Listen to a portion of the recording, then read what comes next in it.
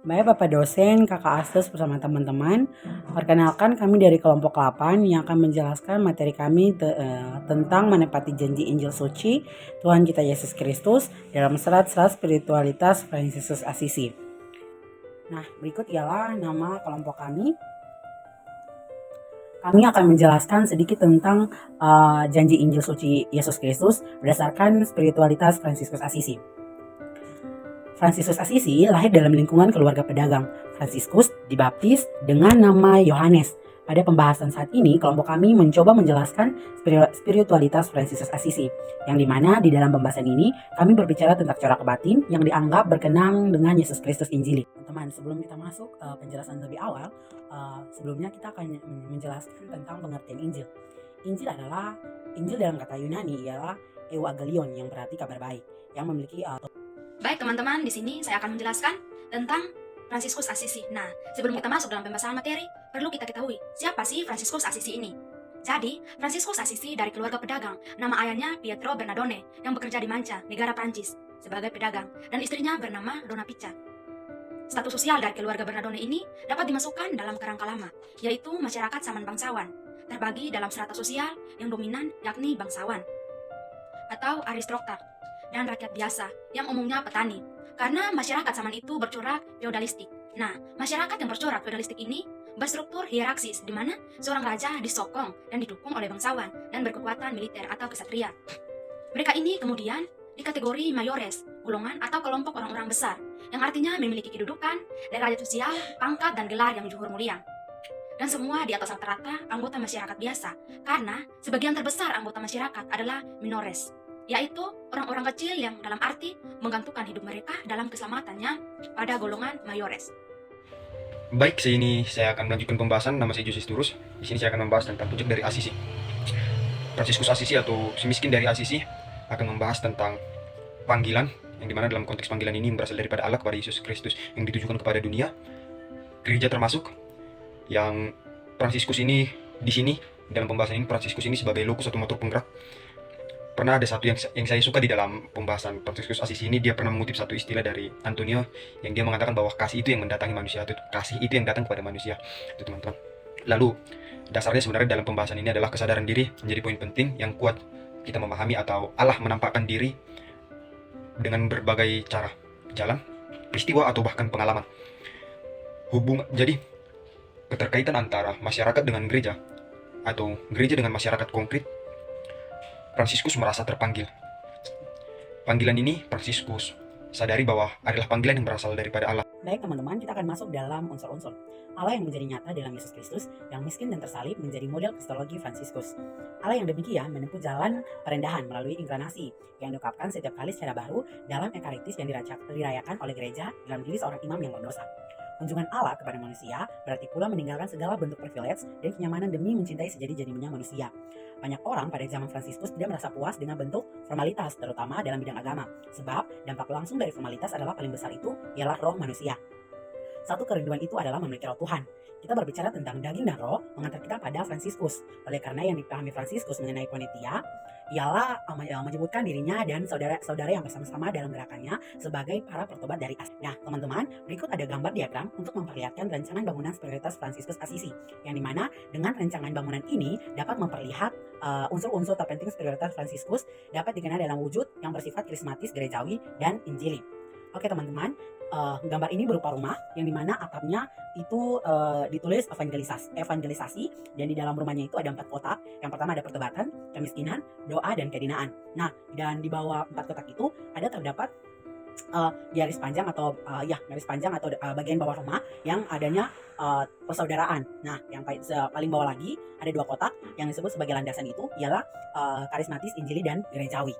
Nah teman-teman, satu unsur asasi yang perlu diperhatikan adalah bagaimana Fransiskus Asisi menghidupi, menghayati, dan menggagas persaudaraan. Perihal indikasi yang memperlihatkan sifat bersaudara Fransiskus dengan segenap makhluk ciptaan Tuhan sudah menjadi rahasia umum. Pertama contohnya itu contoh persaudaraan Fransiskus itu persahabatan dengan Clara Asisi, memperlihatkan keterbukaan kesadaran diri Fransiskus yang meniru sikap yang dinyatakan dalam Injil Kristus. Demikian juga dengan kaum awan atau kaum yang bukan hierarki gereja. Nah, ada juga orang-orang berkeluarga atau anggota warga masyarakat biasa, bahkan orang-orang yang berpangkat bangsawan dan ilmuwan, menegakkan bahwa kekatolikan pandangan dan kehidupan Fransiskus, dan banyak perempuan yang laki-laki atau rohaniawan yang kemudian mengambil inspirasi dari spiritualitas Fransiskus. Baik, perkenalkan nama saya adalah Rimso, rekening 71/3072. Di sini saya akan menjelaskan materi tentang pengalaman rohani Santo Fransiskus Assisi yang berhubungan dengan sahabat Tuhan. Santo Fransiskus Assisi adalah seorang tokoh spiritual yang berpengaruh pada sejarah Kristen. Dia dikenal dengan pengalaman rohaninya yang mendalam dan komitmen yang kuat untuk mendapat sahabat Tuhan. Beberapa pengalaman rohani yang berkaitan langsung dengan penjelasan Injil dan bagaimana ia menghadapi sahabat Tuhan dalam kehidupannya sehari-hari. Berikut ada beberapa contoh pengalaman Santo Fransiskus Assisi yang berhubungan dengan sahabat Tuhan. Yang pertama yaitu pertobatan dan panggilan untuk memperbaiki gereja. Nah, salah satu pengalaman yang paling terkenal dari seorang Santo Fransiskus adalah pengalaman untuk memperbaiki gereja. Ketika itu, ia sedang berdoa di depan salib di dalam gereja. Ia mendengarkan suara Tuhan berkata, "Fransiskus, perbaikilah gerejaku." Awalnya Fransiskus melafirkan perkataan ini secara harfiah dan mulai memperbaiki bangunan gereja yang hampir rusak itu. Tapi kemudian dia menyadari bahwa panggilan ini memiliki makna spiritual yang sangat mendalam untuk memperbaharui dan memperbaiki gereja dengan menghidupi Injil serta radikal. Yang pengalaman yang kedua yaitu pelukan terhadap kemiskinan.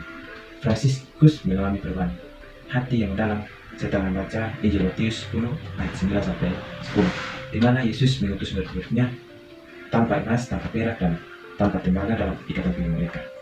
Nah, terinspirasi oleh sabda ini, Fransiskus memutuskan untuk memilih hidup dalam kemiskinan total.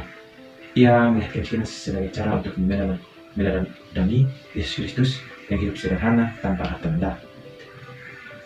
Untuk mengenai ini, Fransiskus menekankan pelayanan kepada orang miskin. Pengalaman yang ketiga yaitu pengalaman stigmata. Pada tahun 1224, 2 tahun sebelum kematiannya, Fransiskus mengalami salah satu pengalaman rohani yang paling mendalam. Penerimaan stigmata, tanda-tanda luka Kristus itu benar. Peristiwa ini terjadi saat ia berada dalam doa yang mendalam di Gunung Laverna. Fransiskus menerima tanda-tanda ini sebagai bentuk dari partisipasi dalam penderitaan Yesus Kristus. Pengalaman ini memperkuat dedikasinya untuk mengikuti jejak Kristus dalam setiap aspek kehidupannya, termasuk penderitaan dan pengorbanan. Yang keempat yaitu kasih terhadap makhluk. Fransiskus dikenal karena cintanya yang mendalam terhadap seluruh ciptaannya, yang menciptakan jalan hidup setelah matahari. Ia melihat alam sebagai saudaranya dan turut memuji Tuhan. Sikap ini didasari oleh sahabat Tuhan yang menandakan penghormatan dan kasih terhadap seluruh ciptaan. Fransiskus sering berkomunikasi dengan binatang dan memperkuat mereka kasih dan penghormatan untuk menunjukkan bahwa semua makhluk adalah bagian dari keluarga Tuhan. Kelima yaitu Fransiskus melayani orang kusta. Pengalaman Fransiskus dalam melayani orang kusta adalah salah satu kisah nyata dari ajaran Yesus Kristus terhadap kasih tanpa syarat. Meskipun awalnya dia merasa jijik terhadap orang kusta, tetapi dia mampu mengatasi rasa takut dan jijiknya setelah bertemu dengan seorang kusta dan memeluknya. Ia mengubah pandangannya tentang kasih dan pelayanan. Sesuai dengan sabda Tuhan dalam Matius 25 ayat 10, sesungguhnya segala sesuatu yang kamu lakukan untuk salah seorang dari kamu yang paling hina ini telah kamu lakukan untuk aku. Sekian beberapa pengalaman yang bisa kami sampaikan. Secara umum, kesimpulannya, pengalaman rohani Santo Fransiskus Assisi berhubungan dengan adalah tanggapan krisis kami, yang dimana kami mengkritisi bahwa Fransiskus Assisi menerima lebih banyak terang dari pembacaan Injil daripada kata-kata yang didengarnya dari salib San Damiano, yang mana kata-kata dari salib San Damiano ini tidak begitu dipahami oleh Fransiskus. Akan tetapi sabda Tuhan di dalam Injil yang didengarkan di Kapel Poticula pada tahun 1208 mencerahkan pemikiran dari Fransiskus Assisi. Di situ dia memahami sepenuhnya apa yang sejak itu harus menjadi pola kehidupannya sendiri, yang dimana suatu kehidupan yang berakal yang didasarkan pada Injil, yang harus selalu ditepati sesuai huruf yang ada, atau bukan menjadi fundamentalis, diakui dalam kemurnian serta kesederhanaan hati, dan direkomendasi lebih daripada konstitusi atau peraturan hidup yang lain. Dari kesimpulan kami menyimpulkan bahwa menjadi seorang Fransiskan sekuler pertama-tama berarti berupaya menjadi Kristiani atau menjadi seorang murid Kristus dengan cara hidup yang seperangkat, nilai-nilai, suatu semangat yang mempengaruhi keseluruhan hidup kita, suatu sikap yang merasuki apa saja yang kita pikirkan, rasakan, katakan, dan lakukan. Kristianitas adalah cara hidup yang diberikan oleh Allah sendiri kepada kita. Namun sebagai seorang Fransiskus sekuler, ada cap istimewa yang khusus yang melekat pada diri kita, yaitu inspirasi dan tradisi khusus yang diambil dari Santo Fransiskus, yaitu menempati hidup Injili sebagai tujuan hidup yang bersifat fundamental.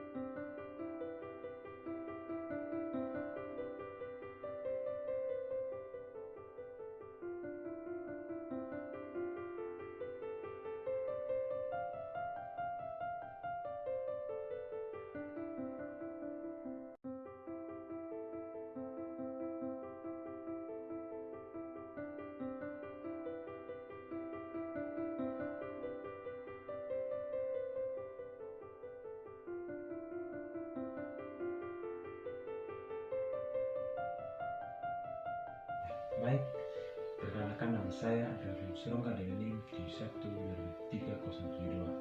Di sini saya akan menjelaskan tentang materi tentang pengalaman rohani Santo Fransiskus Assisi yang berhubungan dengan sahabat Tuhan. Santo Fransiskus Assisi adalah seorang tokoh spiritual yang berpengaruh dalam sejarah Kristen.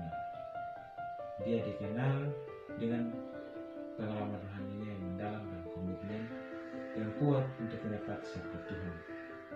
Beberapa pengalaman rohani yang berkaitan langsung dengan ajaran-ajaran Injil dan bagaimana ia menghadapi sahabat Tuhan dalam kehidupannya sehari-hari. Berikut ada beberapa contoh pengalaman Santo Fransiskus Assisi yang berhubungan dengan sahabat Tuhan. Yang pertama yaitu pertobatan dan panggilan untuk memperbaiki gereja. Salah satu pengalaman yang paling terkenal dari seorang Santo Fransiskus adalah pengalaman untuk memperbaiki gereja. Ketika itu ia sedang berdoa di depan salib di dalam gereja. Ia mendengarkan suara Tuhan berkata, "Fransiskus, perbaikilah gerejaku." Awalnya Fransiskus menafsirkan perkataan ini secara harfiah dan mulai memperbaiki bangunan gereja yang hampir rusak itu. Tapi kemudian dia menyadari bahwa panggilan ini memiliki makna spiritual yang sangat mendalam untuk memperbaharui dan memperbaiki gereja dengan menghidupi Injil serta radikal. Pengalaman yang kedua yaitu pelukan terhadap kemiskinan. Fransiskus mengalami perubahan hati yang mendalam setelah membaca Injil Matius 10 ayat 9 sampai 10, di mana Yesus mengutus murid-muridnya tanpa emas, tanpa perak, dan tanpa tembaga dalam ikatan pinggang mereka. Terinspirasi oleh sabda ini, Fransiskus memutuskan untuk memilih hidup dalam kemiskinan total. Ia melihat kemiskinan sebagai cara untuk meneladani Yesus Kristus yang hidup sederhana tanpa harta benda. Untuk memaknai ini, Fransiskus menekankan pelayanan kepada orang miskin. Pengalaman yang ketiga yaitu pengalaman stigmata. Pada tahun 1924, 2 tahun sebelum kematiannya, Fransiskus mengalami salah satu pengalaman rohani yang paling mendalam. Penerimaan stigmata, tanda-tanda luka Kristus di tubuhnya. Peristiwa ini terjadi saat ia berada dalam doa yang mendalam di Gunung Loferna. Fransiskus menerima tanda-tanda ini sebagai bentuk dari partisipasi dalam penderitaan Yesus Kristus. Pengalaman ini memperkuat dedikasinya untuk mengikuti jejak Kristus dalam setiap aspek hidupnya, termasuk penderitaan dan pengorbanan.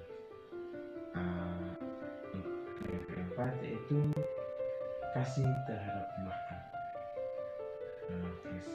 Fransiskus dikenal karena cintanya yang mendalam terhadap seluruh ciptaannya, yang menciptakan dalam kirim sinar matahari. Ia melihat alam sebagai saudaranya dan turut memuji Tuhan. Sikap ini didasari oleh sahabat Tuhan yang menandakan kehormatan dan kasih terhadap seluruh ciptaan. Fransiskus sering berkomunikasi dengan binatang dan memperkuat mereka kasih dan kehormatan untuk menunjukkan bahwa semua makhluk adalah bagian dari keluarga Tuhan. Kelima yaitu Fransiskus melayani orang kusta. Pengalaman Fransiskus dalam melayani orang kusta adalah salah satu kisah nyata dan ajaran Yesus Kristus terhadap kasih tanpa syarat. Meskipun awalnya dia merasa jijik terhadap orang kusta, tetapi ia mampu mengatasi rasa takut dan jijiknya setelah bertemu dengan seorang kusta dan memeluknya. Ia mengubah pandangannya tentang kasih dan pelayanan. Sesuai dengan sabda Tuhan dalam Matius 25 ayat 10, sesungguhnya segala sesuatu yang kamu lakukan untuk salah seorang dari kamu yang paling hina ini telah kamu lakukan untuk aku. Sekian beberapa pengalaman yang bisa kami sampaikan. Secara umum kesimpulannya, pengalaman rohani Santo Fransiskus yang berhubungan dengan